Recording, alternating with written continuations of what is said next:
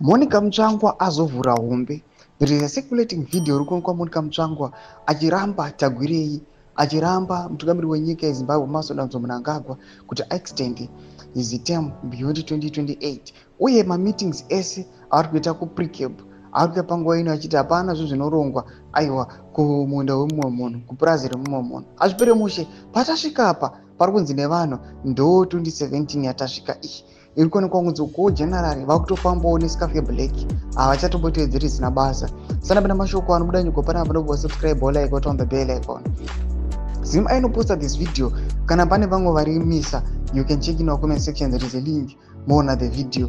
Panapa tikona kuti amuda nyuko amuchinzi azaurira zvake hombe Monica amene kuti kumba kunorehwa ndekwe mukuru wake here uye anoshandisa mari nditagwire here asi ari kuti zvino zongodhakwa. Mashoko ari kubuda panguva ino anoonekwa kunzi aiwa vana Mutsvangwa vanobuda vachiti isusu hatitengesiwi aiwa nemari zvoti vanhu vanoda kuti bribe, vanoda kuti vane mari kana kutenga mauto, akatoshedza mamwe maallies ake akarwa nawo hondo achiti aiwa isu takarwa hondo isu hatingangoiti izongotongwa nemunhu asina kana kumbopinda muhondo zvavo zvekuronga aiwa nyika kuPrecamp farm.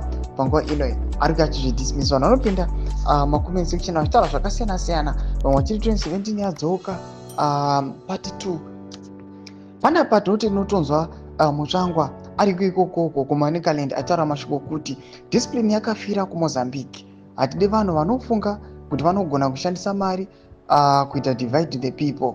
Hatitambire zvinhu zvinoitwa kumba kwemunhu nokuti ZANU-PF haizi yemunhu. Mashoko ataugwa naMonica Mutsvangwa muthe video iroro ratiri kureva unyatsokuonekwa kunzi vakomana mukanyatsokuanalyza speech yairi kutaura iyi iri kuataka aiwa vanhu vakasiyana siyana, vanhu vakuru vari kuonekwa kunzi they are trying to consolidate power. Nepatasvika apa mhuri yeZimbabwe, what do you think about this situation? Aiwa situation haisisiri light, yakuonekwa kunzi yane munhu pasi. Tudze mafunguro enyu moti kudii pamusoro pechitiko ichi? Pinda comment section medu kuti mafunguro enyu. Subscribe or like, turn on the bell icon.